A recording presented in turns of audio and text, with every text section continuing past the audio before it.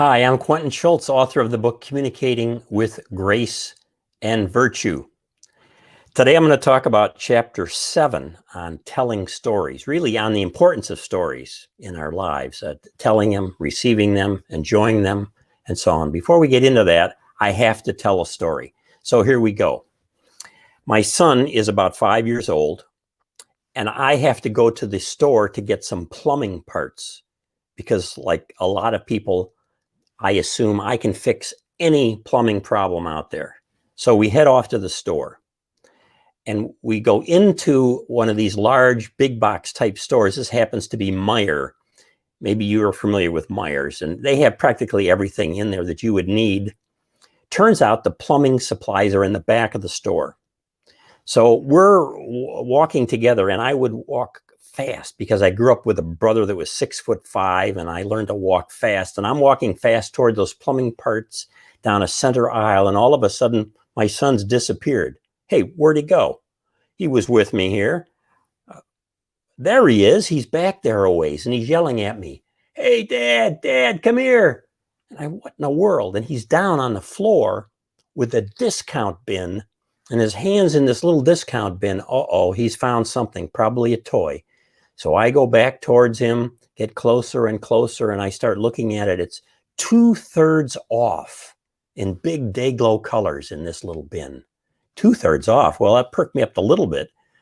But, you know, this is in West Michigan, and 2/3 off sign is like a siren call with all these Dutch around. So I go close to him, and I'm looking down there. What do you got? What do you got? And he holds this thing up to me as if to the Father in heaven, and he says, Dad, this is what I've always wanted. I said, what is it? He said, Dad, it's He-Man underpants. He-Man underpants? He-Man was this TV character, this hero that would knock out a bad guy, Skeletor, and cartoons, you know, and he was really into this He-Man cartoon stuff, and these were He-Man underpants. Well, they were 2/3 off. I didn't want to fight. You know that. So I got them, and then we went and I got the plumbing parts. We came home, I got in that side door of the house, and he instantly shot upstairs with the underpants. By the time I could get my jacket off and hang it up, he was running down the stairs screaming, ah! And he's got nothing on but his He-Man underpants. And he's running around doing the loop-de-loop in the house, through the living room, through the family room, the kitchen, down the hallway past me, around and around. And all of a sudden, my wife shows up as he comes by. And she looks down at what he's wearing and says, what are those? And I said the only thing I could say to a Dutch wife, they were 2/3 off. He wanted to wear those every day. Problem. They were too small for him. And I was getting concerned about his future procreative abilities as he wore those super tight. Not only that, he wanted to wear them every day, one pair. He'd pull them out of the laundry and wear them. And one day I came home from work, and he came running over to give me a hug. I could smell him coming, because little boys are not the cleanest creatures on the back side, the Skeletor side, not the He-Man side. And he smelled. And I grabbed him and I said, great to see you, but we've got a problem. You can't wear those every day. They have to be washed. And he looked at me and he said, but Dad, when I put them on, I feel like He-Man. I feel like He-Man. I'm going to get back to that story. It's an important story that in some respects demonstrates everything I'm going to talk about how stories function in communication. So here we go, talking about stories. Whoa, come on, here we go. I got to get this going again. There we go. How stories work. They entertain us. They hold us because they're entertaining. They teach us as parables. I'll talk about that. And third, I'm going to talk about how they help form community, how stories work. 3 ways: entertaining, teaching, and forming community. First, on the entertaining thing. Stories are seductive. They pull us in. They pull us in. We can be going around in life, in the rubble of life, and all of a sudden there's a story and we're attentive. They really pull us in. And they're engaging. They keep us interested. If they're told well, they keep us interested, especially because we want to know how they turn out, how a story turns out. A third, they're fun. They're fun to hear. They're fun to read. They're fun to see. They're fun to tell. Stories are probably the single most influential form of human communication. Stories. There's something about us. And it shouldn't surprise us that Christ used stories as well as a rabbi. So stories teach. All of our lives are parables. That's right. Our lives are parables. So each of us has things happening in our lives, which are stories within the story of our life, and then we share those and we talk about them. Oh, do you know what happened to me today? It was really funny or interesting, or it made me wonder about myself or another person. We start talking about the meaning of the stories in our lives. Just like we talk, let's say, about the meaning of a biblical text or the meaning of a parable that Jesus tells. Stories have this parabolic significance that's very important for all of us. I want to talk about this in terms of two things now. One is how stories teach through imitation, and secondly, through intimacy. So about imitation.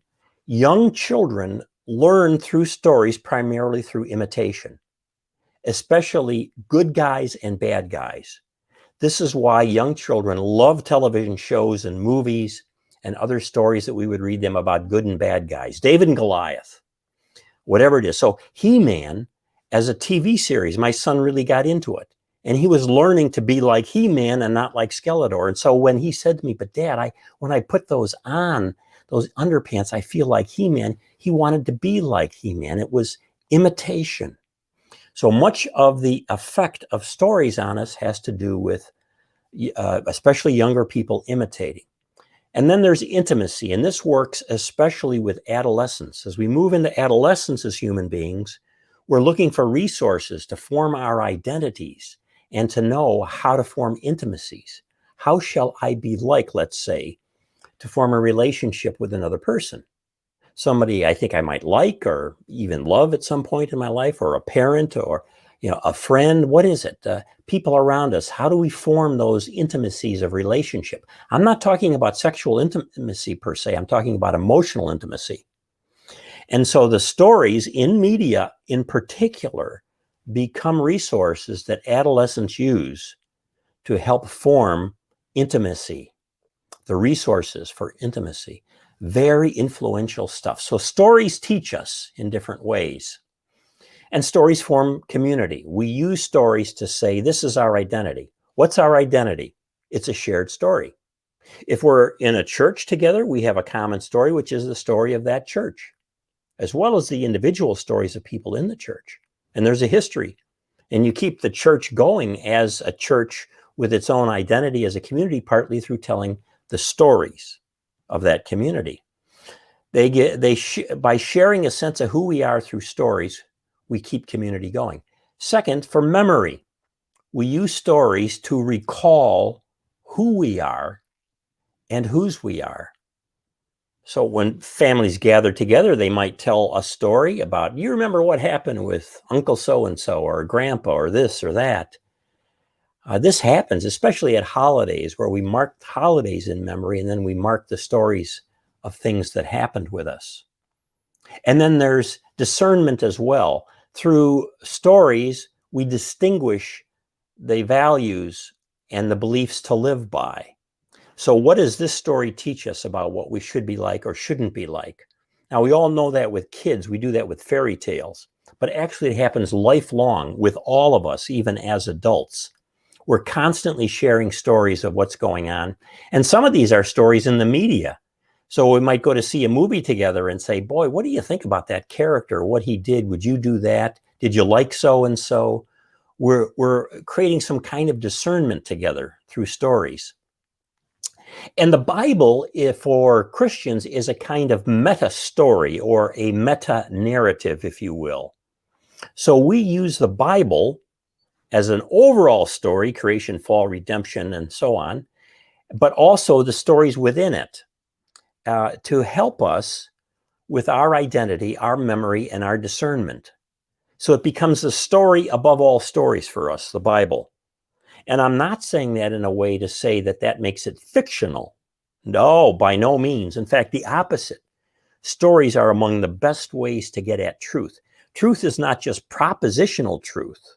X, we say, I am blue, propositional truth. No, we tell stories that can get at the nuance of things as well. So stories are very important. Now, there is one problem with stories I'd like to talk with you a little bit about that is extremely bad today in contemporary society, contemporary mass-mediated and social-mediated society. And that is tribalism. That is, we get together in groups with our own stories to believe what we want to do, with our own sense of discernment, and we cut ourselves off from other ways of viewing things. For truths beyond our little tribe, tribalism. I don't mean that in some sense of what a tribe is with Native Americans or whatever. I'm talking about tribalism as a sociological term, an in-group, a group that looks very much inside itself to know who it is, what it should believe, how it should act, in this sense, tribalism. And what happens in tribalism is that we look for stories that confirm what we believe and what we want to believe. So, for instance, all of us have a tendency to go out and look for news that will seemingly confirm what we believe about what's going on in society. And we'll align ourselves with a particular news channel or a website where we think that this confirms what we already believe in our tribe. Could be an ideological tribe, politically speaking. It could be a religious tribe. It could be a cultural tribe, an identity group tribe. There are all kinds of tribes we can be part of. But the point here is that this is what we tend to do. And so we narrow the possibility of the bigger truth that's out there because of our tribalism. It leads to a confirmation bias. We're biased because we look for media stories that confirm what we believe or want to believe without real discernment. So fake news is an interesting term in this regard. What is fake news? Is it news that one tribe thinks is fake? Or is it news that's in a bigger picture untrue? It's deceptive. It's false. And who's to say? So this is a very difficult issue for us. And I encourage people in my teaching, in my lecturing and speaking and so on to say, hey, whatever tribe you're part of, make sure that at least sometimes you dip outside of your tribe and consider media and news outlets that are outside that just to see what take they have on it too. Because it might expand your view of reality and might in fact help you to be a truer member of the tribe who reports back that things are not so simple as what we thought. Confirmation bias. So stories are very, very important as communication. I think they're the most influential form of human communication. We need to take them seriously because they are very much about us being entertained and being seduced into the entertainment, but also being taught and also being formed as community. All three of those things happening at the same time. And so we do need discernment to figure out where we stand with these stories, what's true and what's not, and what we should go after and make part of our tribe and what we should not.